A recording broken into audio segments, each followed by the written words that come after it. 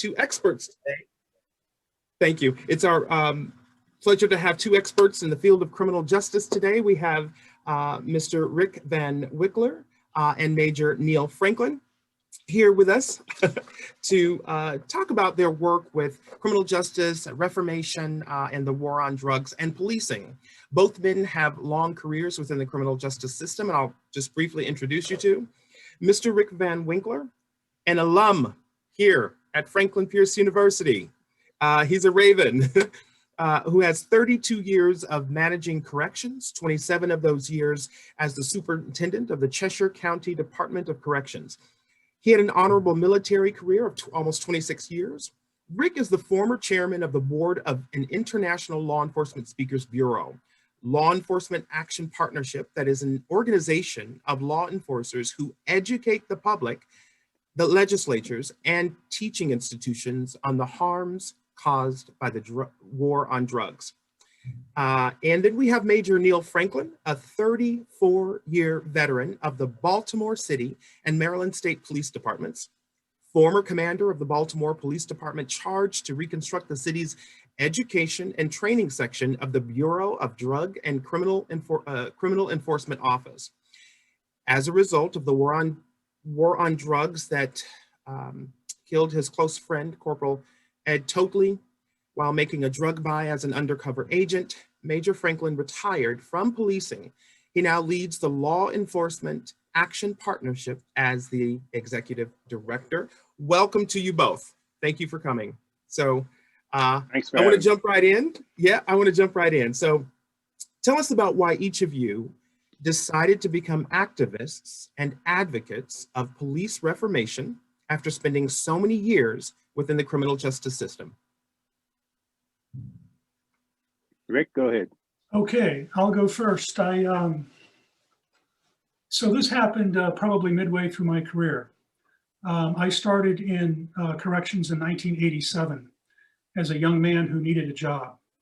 And so I find myself in law enforcement in a system where I'm seeing things that don't feel right and don't look right in terms of how we're treating people. And I'll give you one very quick example.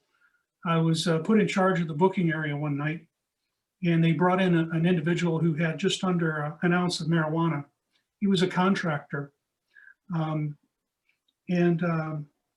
That particular contractor was pulled over for a motor vehicle violation, arrested because of a plain view by the police officer, and because of the amount back in the day was possession with intent to distribute, which he had no intention of doing, and found himself in big trouble.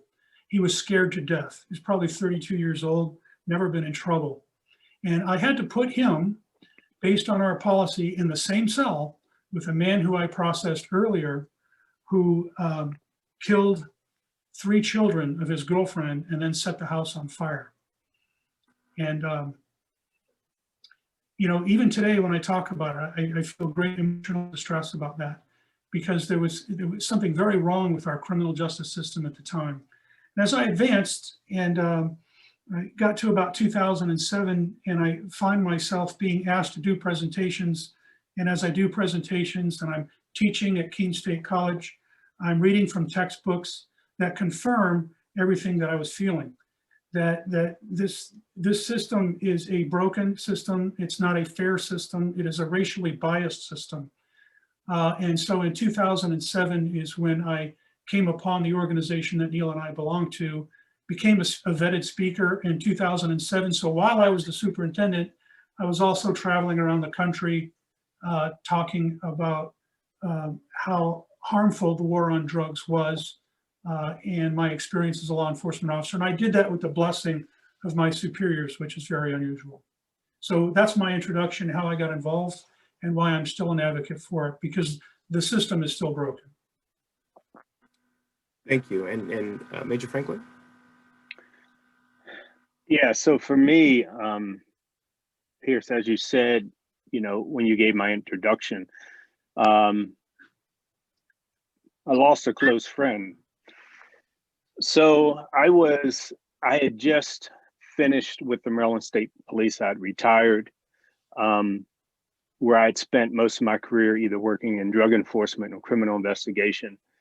Last couple of years I was the head of training, but while I was commanding the Northeast region for the Bureau of Drug and Criminal Enforcement, it was a undercover agent, Ed Totley, who was a good friend of mine also. He worked a number of cases for me on the Eastern Shore of Maryland.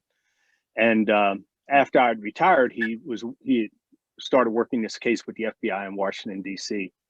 He was buying cocaine from a mid-level cocaine dealer. And he had made multiple buys of cocaine from this individual. And as we do in policing, fighting the war on drugs, we always say that we're trying to work our way up to the top, you know, that the kingpin, if you might say. And that's why we make multiple buys. Every time you go back for another buy, you increase the amount. And when you increase the amount, you increase the potential for penalties of the person you're buying the drugs from. So you'll have a larger hammer to lower on them when you finally make the final arrest. And so on October 30th, 2000, I was then working for the Baltimore Police Department as the head of training. And Ed was about to make this final buy of cocaine from this guy. And, you know, it's a dangerous world in this illicit drug trade, you know, where things aren't regulated or controlled by public policy.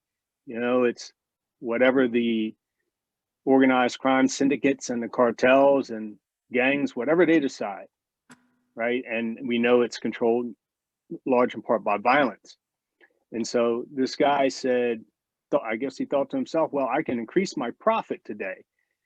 You know, I'm going to keep the drugs that I said that I'll sell to Ed. And you know what? I'm going to take his money too. But unfortunately, to do that in the illicit drug market, you got to kill your rival, because if you don't, they'll come back on you. So he thought Ed, he didn't know Ed was a cop. So when he came back to the car where Ed was waiting for him, now understand something. The car was wired with audio and video cameras, and we had, you know, there was a takedown team of FBI agents and local law enforcement just ready to take this guy down, again, because it was the final buy. But when he came back to the car, he just leaned over and shot Ed at point blank range in the side of the head and took the money, kept his cocaine, and he fled to New York. He even got through, he escaped that night and got through the dragnet. But he was apprehended later. So when we went to the hospital that night where Ed was, and it was literally hundreds of police officers, he was a very popular guy.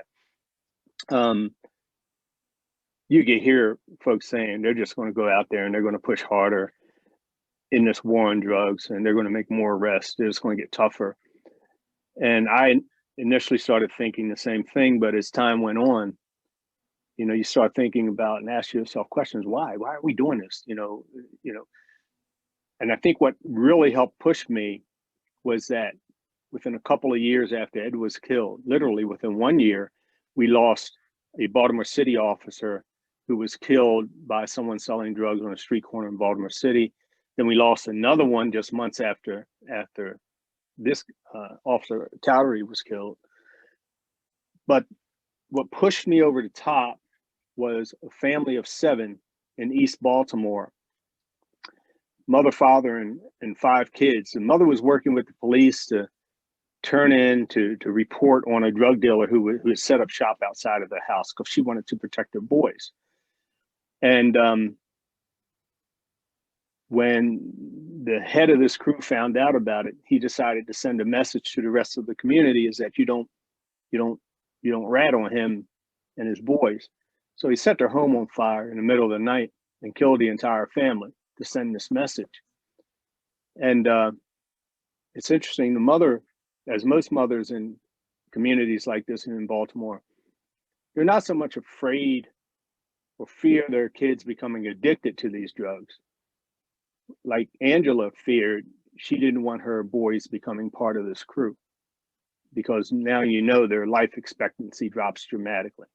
So it was the violence that brought me to this place of beginning in reform, becoming an advocate for change. And every step along the way, you know, that was 20 years ago. Every step along the way, I'm learning something new regarding the disasters, the horrors behind the prohibition of drugs. And obviously we didn't learn our lesson from the prohibition of alcohol back in the 1920s. Right. It's both of your stories and your experiences. It sounds like it has awakened you and to be able to ask some questions. And so that leads me to sort of another question. A few weeks ago, we had the great pleasure of having one of the exonerated five speak to us, and his name was Mr. Raymond Santana, and he spoke about the structures in place to keep poor Black and brown people imprisoned. One of those structures he talked about was the bail bond system. Not just the bail bond system, but can you explain to us the historical context of the war on drugs and how the war on drugs gave rise to other systems of oppression or continued systems of oppression? And I'll just go back up to you, Rick.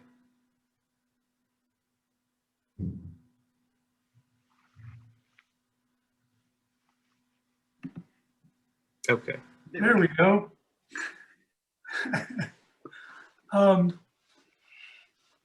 So it's not just with respect to bail that there's a racial disparity. There's racial disparities all throughout this criminal justice system. And what Neill and I have come to understand is back in the early days when we were in this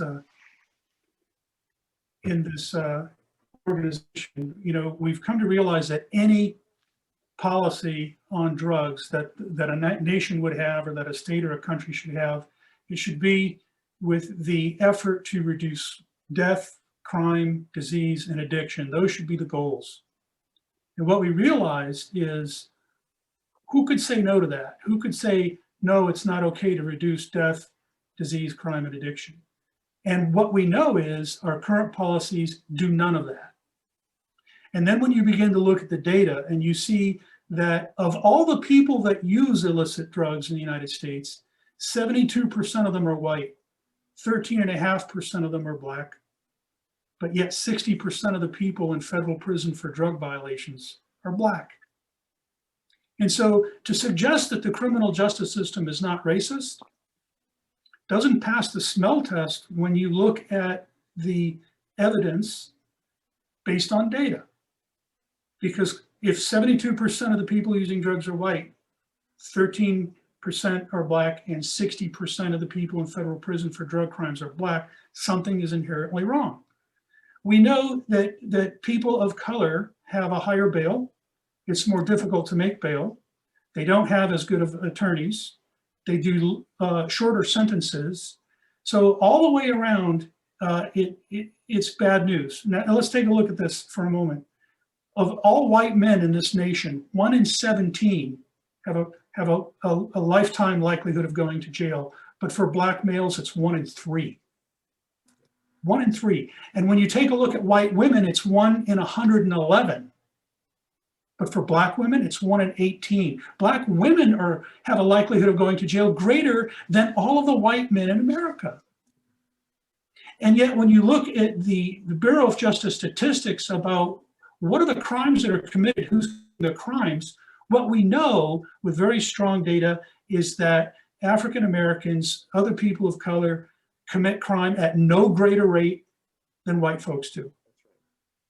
And so when you apply all of those percentages together, this is broken. There's clearly enough evidence here to indict that our criminal justice system is racist and probably even convict it.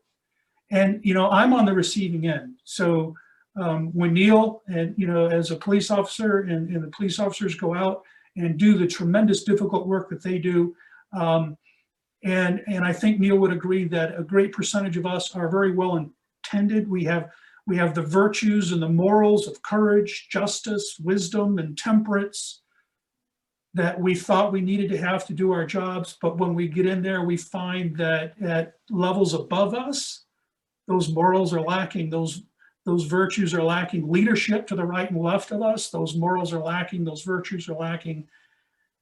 And the culture is rotten, literally, in all 3 components of the criminal justice system. There's a portion of each component that's just rotten. And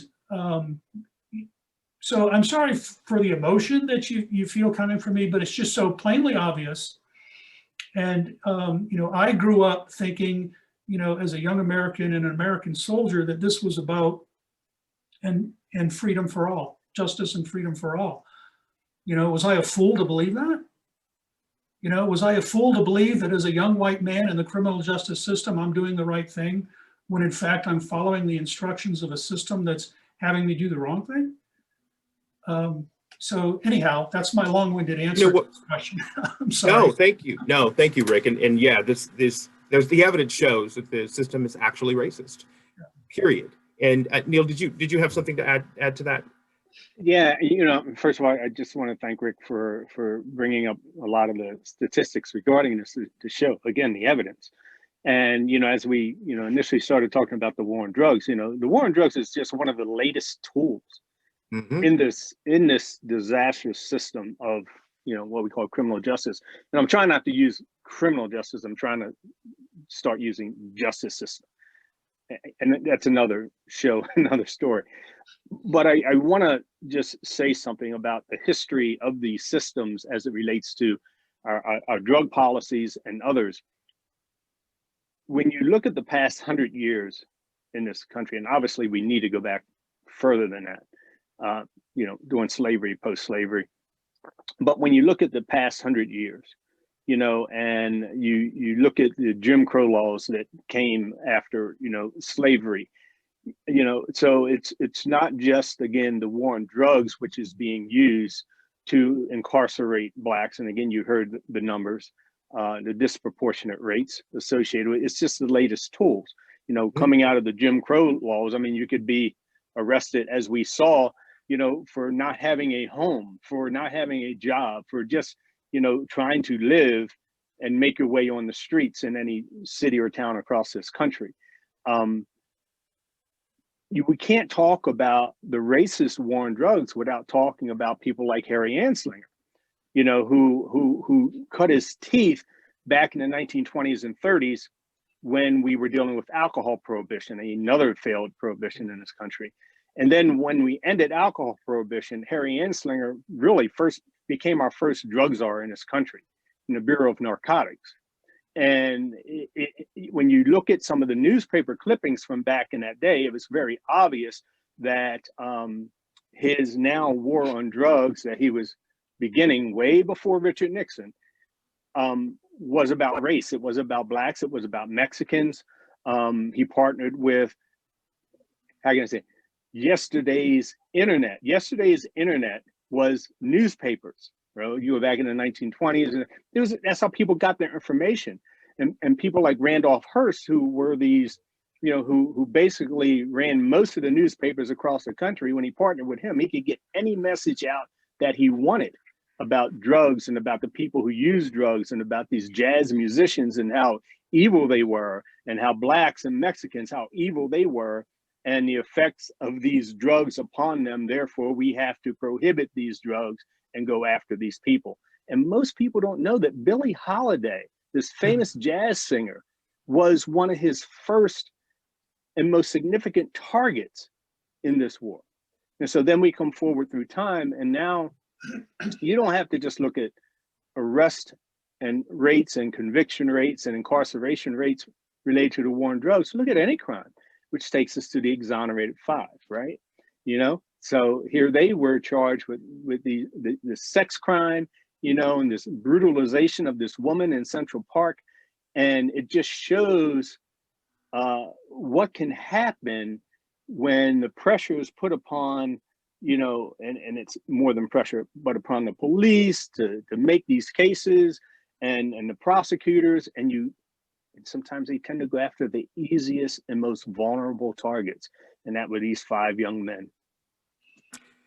You know, that I'm from Phoenix, Arizona, and we have to speak to how laws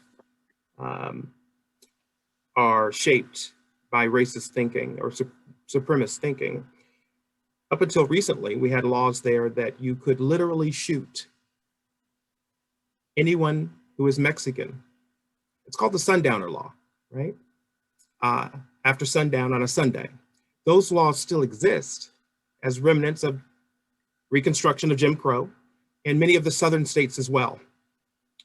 And I think that's an obvious example of how the law is built and made to oppress, imprison people who are not white.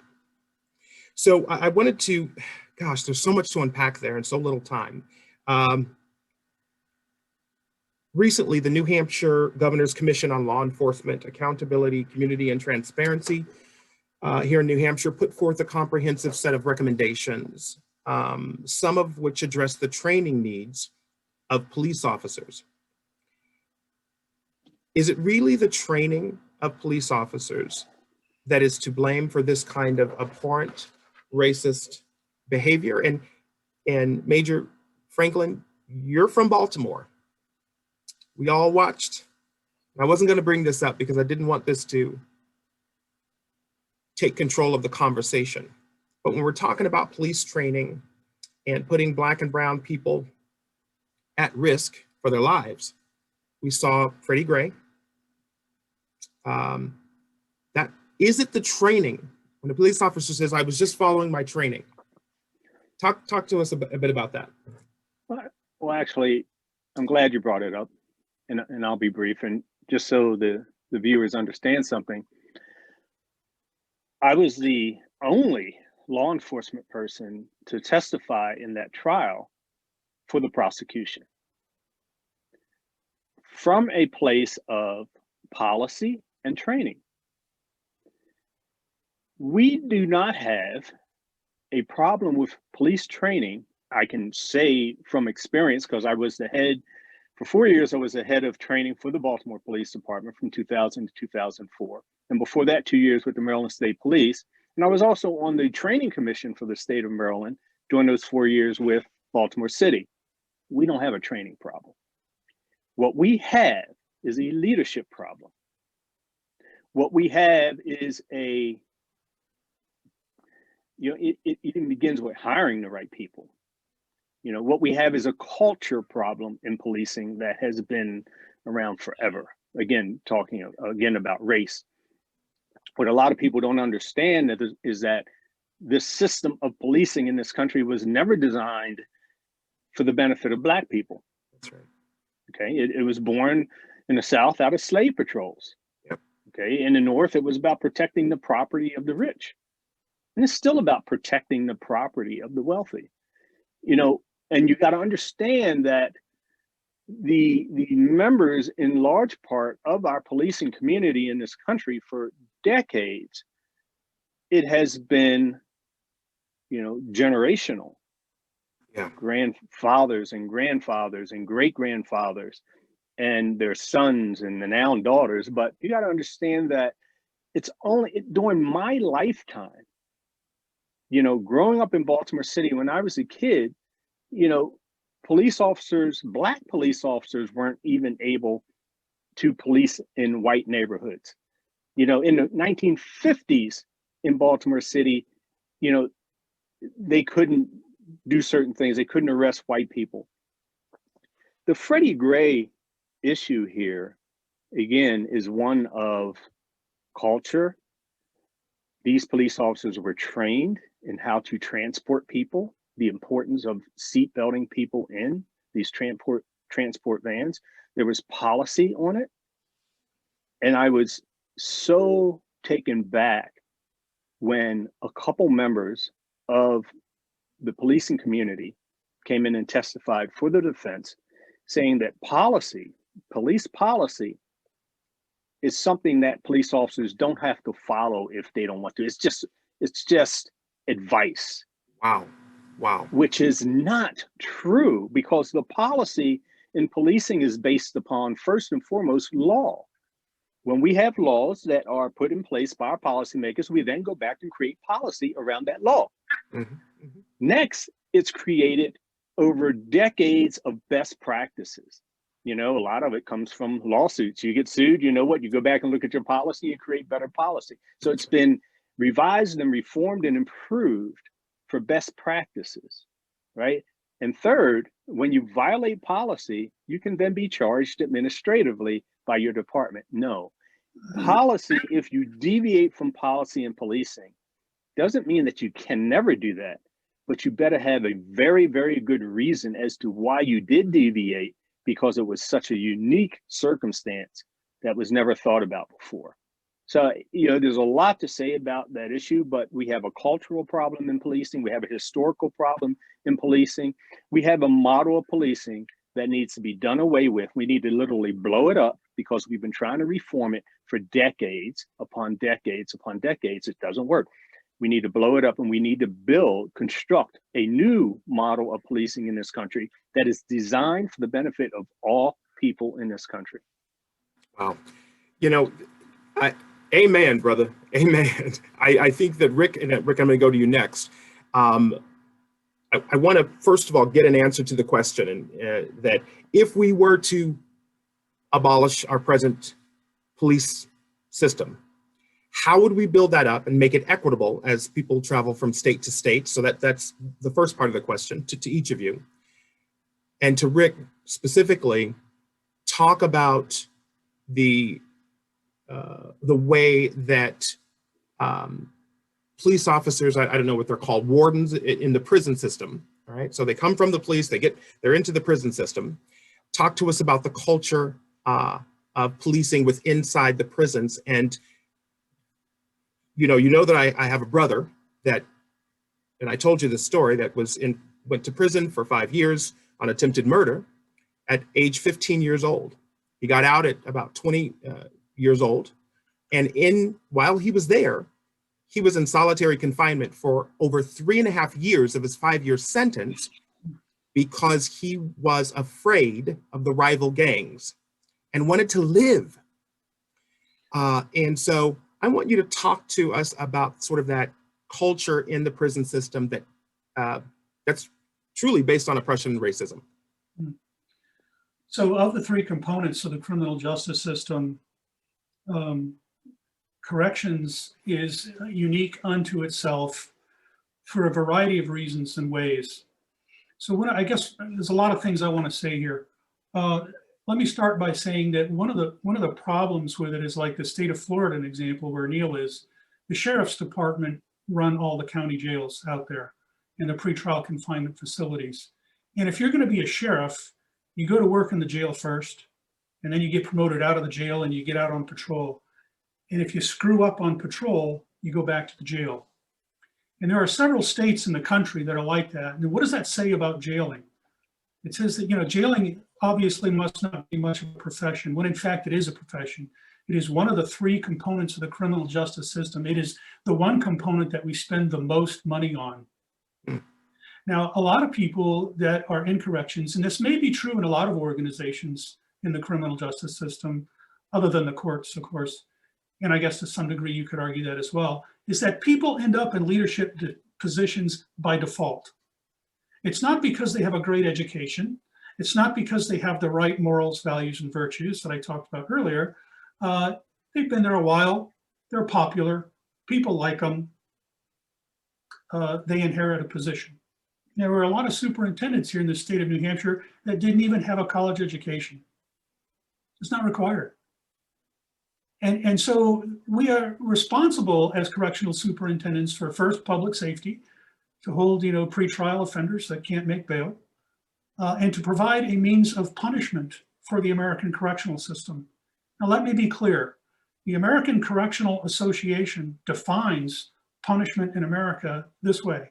Inmates are not in jail to be punished. Inmates are in jail as punishment.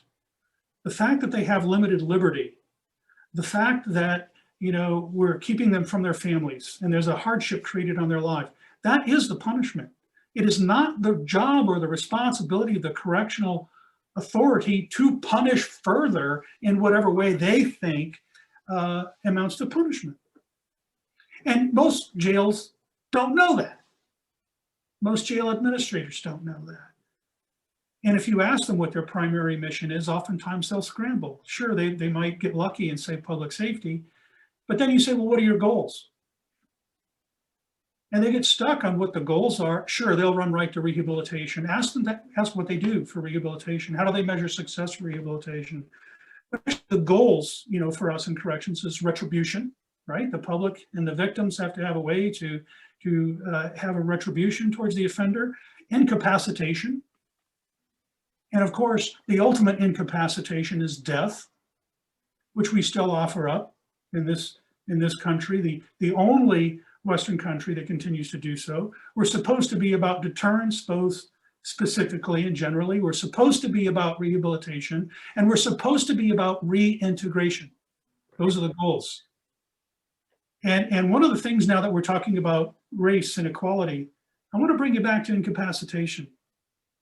When we incapacitate an African American for whatever the reason, guilty or not, are we incapacitating them really, truly for that correctional term, or are we incapacitating them for life? Right. We've created a system where it's a perpetual system that once you're in it, you can't get out of it. And that's by design. We know that. Talk more about that. You have a record, you can't get a job. That's right. And when, if you're not of means, and most of us do not come up from means, some of us do, but a lot of us don't. I didn't come up from means. And, if you're an African-American who doesn't come up from means and you're trying to make it, and for the simplest of reasons, maybe it's because you were trying to make it in whatever way you could because nobody would hire you, you go to jail, you get out of jail, you have no money, you have no place to live, you have no support mechanism, you have no vehicle in which to get to work. And by the way, let's talk about that. In a lot of states, if you're convicted of a drug crime, that's grounds for you to lose your license. Right. You can murder somebody and not lose your license. You could rape somebody and not lose your license, but you get convicted of a drug crime and you lose your license. Unbelievable. So how do we assume that this is not by design to incapacitate somebody in a very difficult way? And if that young African-American male gets out with the best intentions of the world to never do anything outside of the law again, what chance does he have to make it? The only way that he has to eat, to survive, put a roof over his head, and God forbid he has a family to care for, he could engage in the illegal drug trade, which we've created for him, that is an immediate profit, that doesn't require a license. You don't have to pay taxes. Don't worry about overhead. The market is there. Go for it. And you know what? We'll get you again. It's a cycle. They can't get a job because you have to check the box, right? That you were convicted. You can't get food stamps. You can't get housing. You can't drive. You can't vote in a lot of states. So what do? Right? Well, you have no choice. We've created a system where you need money to eat. Let's face it, right? And you need money to have a place to live. And let's stop the nonsense.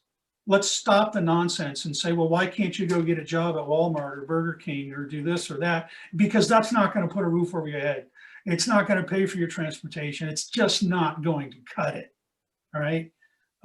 And yet there's this illegal market that we protect, that we keep in business, so that these people can get out of jail and do it again. And we in law enforcement know where you live. We know who your friends are. We make it illegal, if you're out on probation, to associate with friends. Yeah. So who are you going to talk to? You're going to talk to your friend. Well, I'm going to bust you again. Right. That's right. There's a whole bunch more statistics that I could talk about, but I don't want to hog the time. No, this is great, but I want to. I love your passion, Rick. I love it, and I'm a really old man. I can't help it. I want to. So we've looked at sort of the history of the war on drugs, coming up through Jim Crow, coming up through Reconstruction, as another way to make sure that a certain class of certain group of citizens are no longer treated as citizens, right? For a long length of time, often for life. I want to talk about ways that we can begin to change, abolish, mitigate, overcome this system that seeks to kill, steal, and destroy lives. Can either of you talk about that. I'll start quickly and then yield to Neill because I took a lot of time. Both Neill and I, in our current advocacy work as abolitionists, testify before houses and senates and legislators, people that will listen to us. But anytime there's a bill being proposed, oftentimes we're asked to testify. I've done this numerous times, and I know that Neill has too. In my observation, and I can talk primarily about New Hampshire here, and both of us can talk a little bit about the United Nations, but we legislate on emotion. We don't legislate based on data. We don't legislate based on the facts. We legislate on emotion. And these legislators have a confirmation bias. And a lot of the legislators will vote not based on data, not based on evidence, not based on expert testimony, but how is this going to sit with my voters? And so you ask how we're going to change it. Until we change that, we don't, right? Nothing changes until we're able to get the people who make the laws and the people who enforce the laws to start coming up to a degree of compassion and empathy that allows them to be at least somewhat virtuous, more than they are now. But we can no longer do this. You know, I've testified before. Legislators will say, well, you know, what facts do you have? And I said, you ever read this book? They're like, no, what book is that? And I said, Sense and Nonsense About Crime and Drugs. This is a policy guide for legislators on everything you want to know about crime and drugs that makes sense and that doesn't make sense based on data. I've given them the book and they still rule in the opposite direction. So, you know, they rule based on what they think their base is. And in this, I'm sorry for the rambling, but in this country, we elect people who say, I will get tough on crime. Whoever can scream that louder and convince you greater that we're going to make you safer, no matter what color you are, because we all hear different things with our own filters. But I'm going to make you safer. And believe it or not, there's a lot of African-American families in this country that would like to be safer in their community. And so when they hear that, oftentimes they'll be like, well, I want to be safe. And then when that politician gets elected, what they now have to do in order to make good on their word is tougher sanctions. That's right. And the tougher sanctions come in the wrong areas, and they start going down the path on emotion, not realizing the destruction that they're leaving in the wake of their irresponsible decisions and the social impact that it has on our country. We've robbed ourselves of a lot of talent in this country because we put people in jail instead of in a laboratory somewhere or a market somewhere where they can be of great value to us. Let me bring that home, what Rick just said about our policymakers. So this afternoon, I've been testifying here in Maryland, well, I'm in Florida, but everything's virtual now.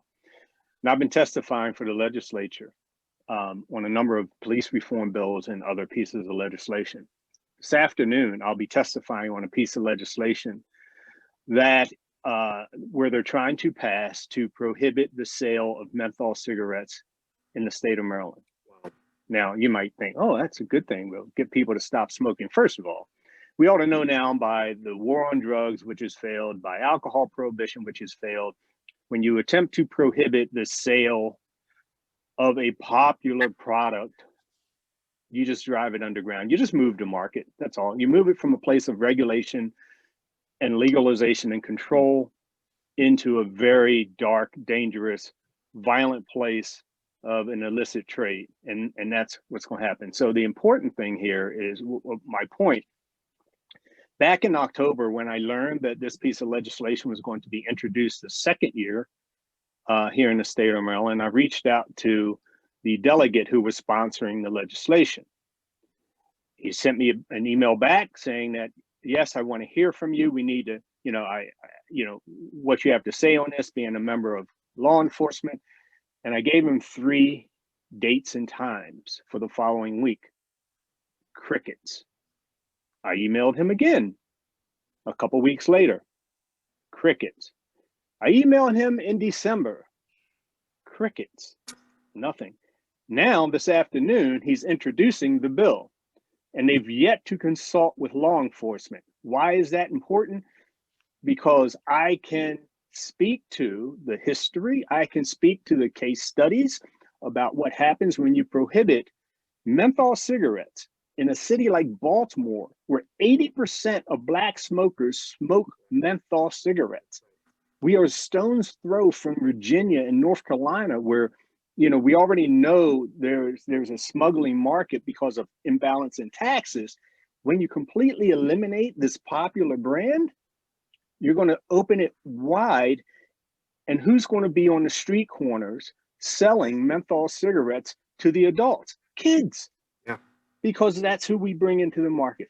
So that's an example of what happens with the reason they're pushing it is because it sounds good. It's emotional because of all the lives that we do lose from people who smoke cigarettes and the related illnesses. I get that. But we have to do this through be smart, education, smoking cessation programs, you know, the things that we have been doing that have been producing really good results in reducing tobacco consumption in this country. It works. Keep at it and increase that.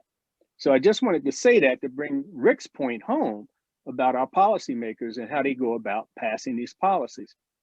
And then real quick, I want to answer your one question about how would we do this police reform thing nationally? We would begin with a set of foundational principles from coast to coast, which we already have a very good example to start from. It's the Peelian principles, the 9 basic policing principles that we follow today. Supposedly, we say we do, but we don't really follow them. They're great principles as a springboard. Create a set of foundational principles that will be acted upon nationally. But then because policing is local, you have to create some really good models of policing that work, again, for the benefit of all people. When you look at Camden, New Jersey, they eliminated their police department, virtually started over again from the ground floor, not for the reasons we're talking about, but it just shows that it can be done. And on the other side of that, they have a much better policing department. Their philosophy is much better. The community is much more involved and connected. And we have to understand on the other side, when we rebuild this, we're not looking at the police and we're not looking at the public as 2 separate entities. The police are part of the public. They are a segment of the public. You know, these people who have chosen to do this work in dealing with violent crime, which has migrated to other things like public health.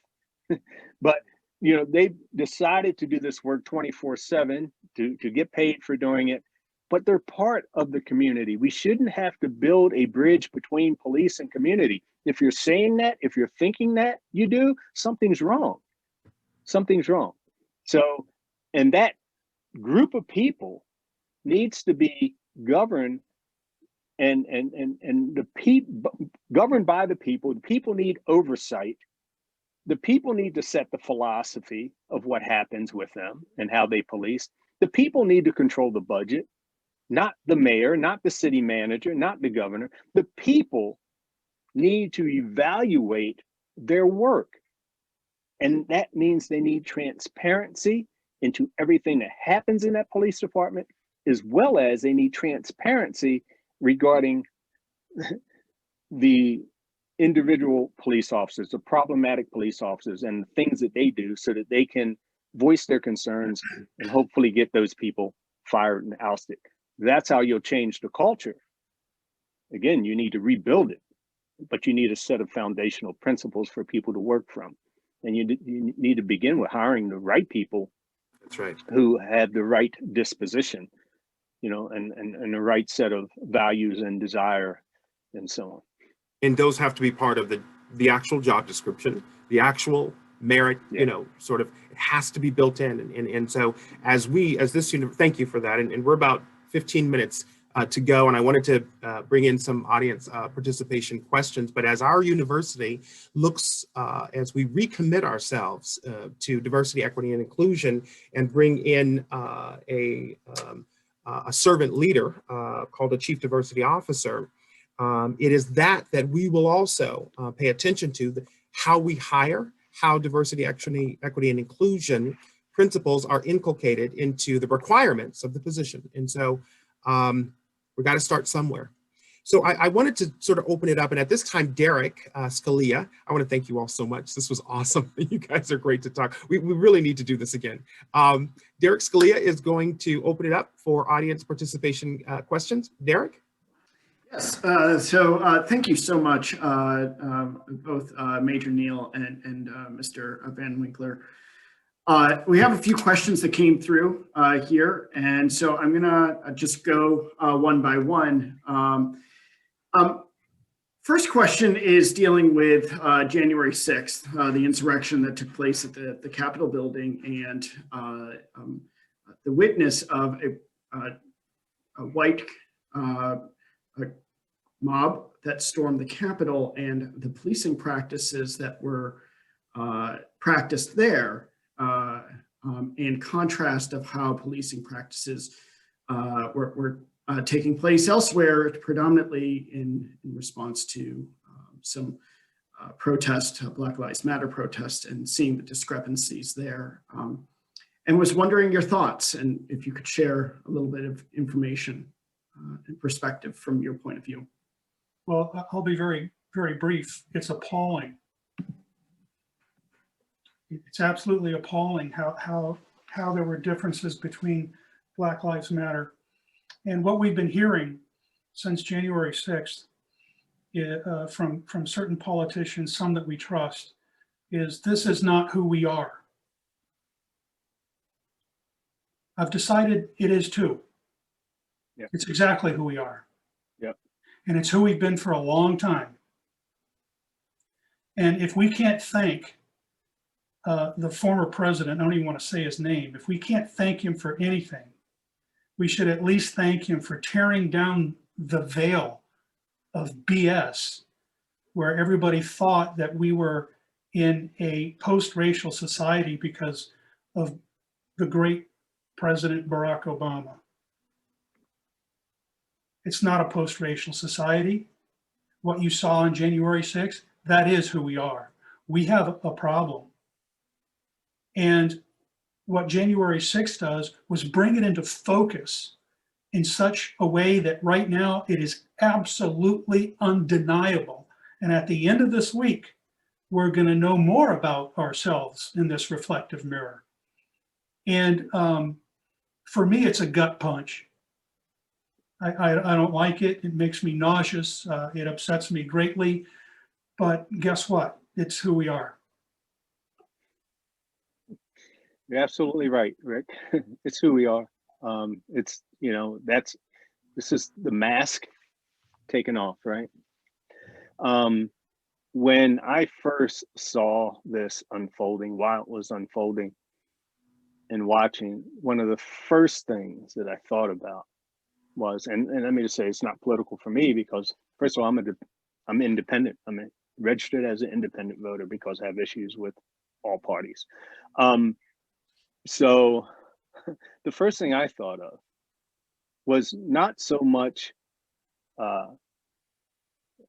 you know, seeing this largely white mob and how the interaction between them and the police was, especially with how they were treating the police, right? It's not like they were going, it's, oh, we're your buddies, you're your friends, let us in. No, it was,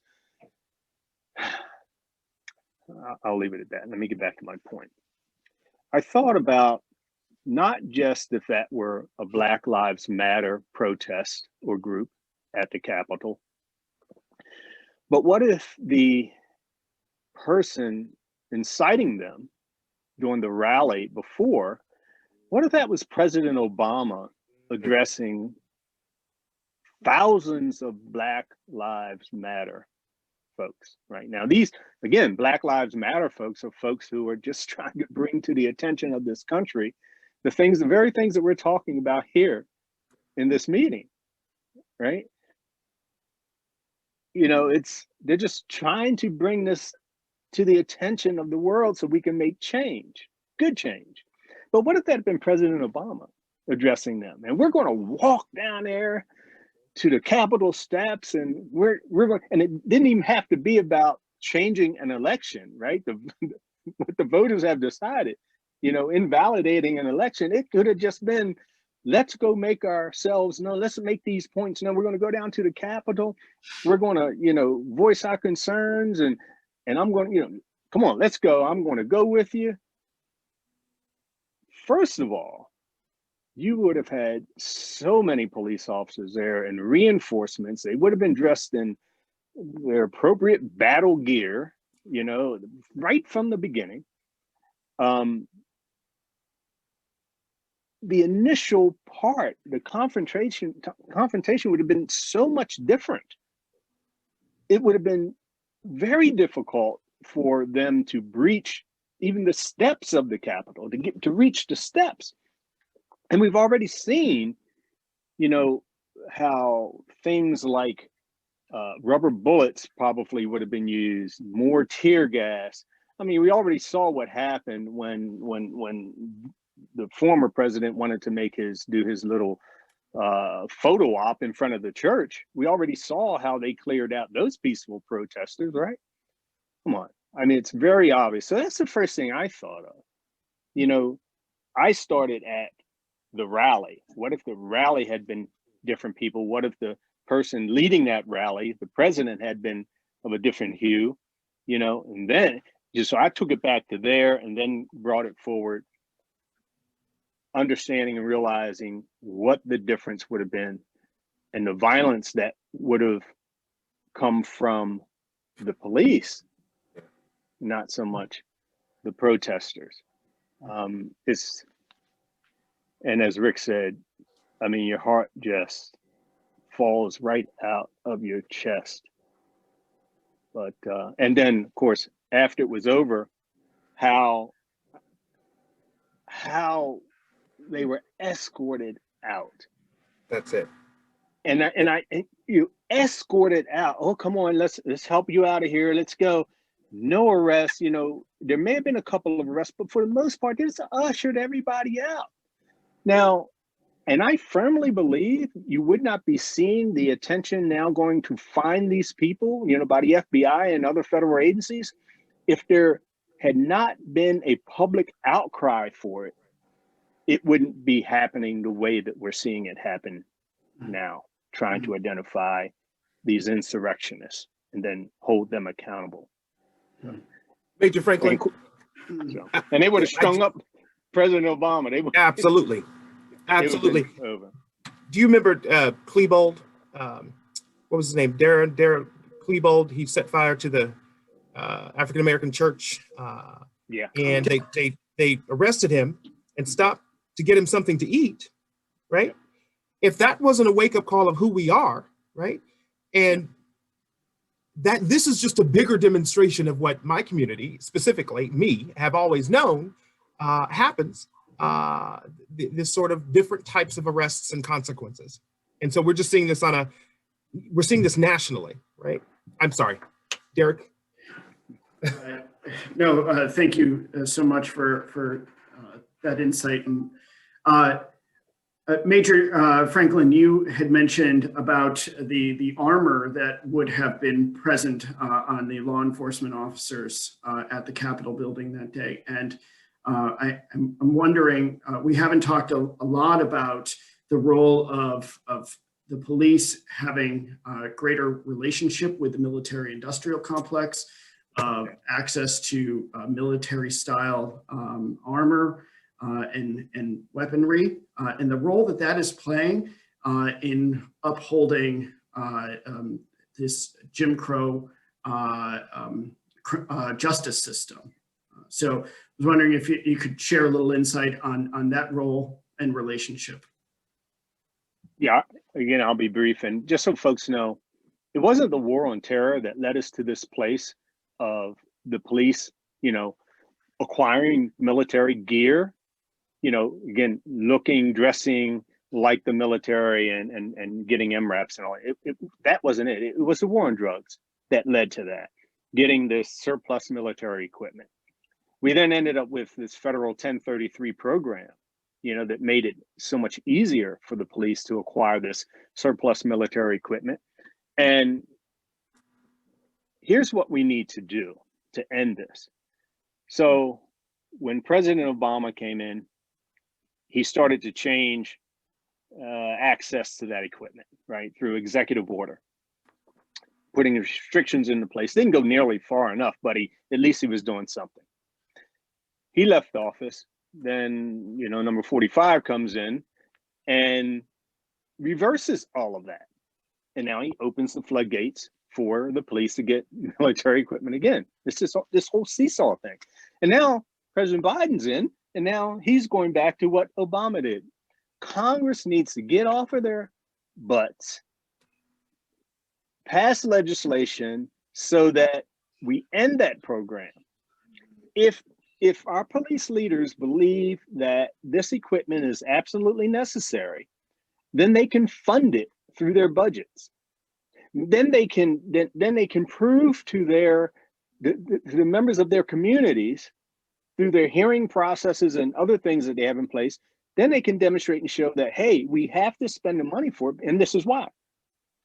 And I'll tell you, you will end up with so much less. What you do end up with will be much more relevant to the job of policing within your communities. It just won't be this wish list, because what happens, unfortunately, our police leaders, they're like just big kids. You know, oh, you got one, I want one. Oh, yours is this big, I want one bigger. You know, I know I only have 15 people in my police department, but I need an MRAP. I need a tank. No, you don't. Right. I'd like to tie in a culture piece to that very quickly. I know we're short on time, but the majority of my military career was training recruits, taking young people who are impressionable and turning them into the soldier mindset, teaching them about combat infantry, and then becoming basic non-commissioned officers. And then, you know, we also teach ROTC about military leadership. Now you look at law enforcement and it's a paramilitary organization, right? So based on our history, as Neill was saying earlier, wouldn't it be great if we stuck to Sir Robert Peel's principles of the 1800s that we were supposed to be doing, but we departed from that. And so here's where I'm going with this. I don't know what the percentage is, but it's a pretty large percentage of the number of police recruits who are military veterans. So you take a young person who's impressionable, guy like me turns them into a combat soldier anywhere in the world to do anything I say. They get out of the military, they become a police officer, they go through a basic training, paramilitary type training again, and then we give them military equipment to do that civilian job against civilians. And the mindset is, these are not citizens who are violating the law, this is the enemy. Right. And they're not the enemy. I don't care what offender you look at, but in this country, that's not what we teach. It's not what we preach. It's not what we do in our academy. People are citizens who have limited liberty interests after arrest and conviction. And we treat them like the enemy. And that's why, because of the mindset of being impressionable, becoming a soldier, becoming a law enforcement officer, given military equipment, where's the enemy? It's not good for the culture. Whew. This has been a powerful conversation, gentlemen. Thank you so much.